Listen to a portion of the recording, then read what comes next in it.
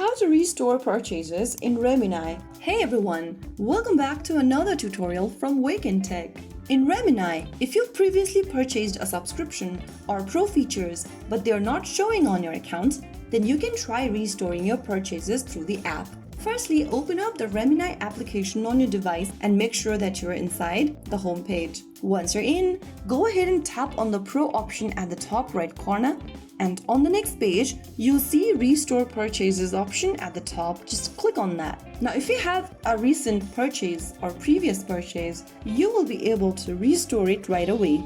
But if there is not, you won't be able to restore anything. So that is the way you can restore your purchases in Remini. If you found the video helpful, don't forget to like, share, and subscribe to our channel.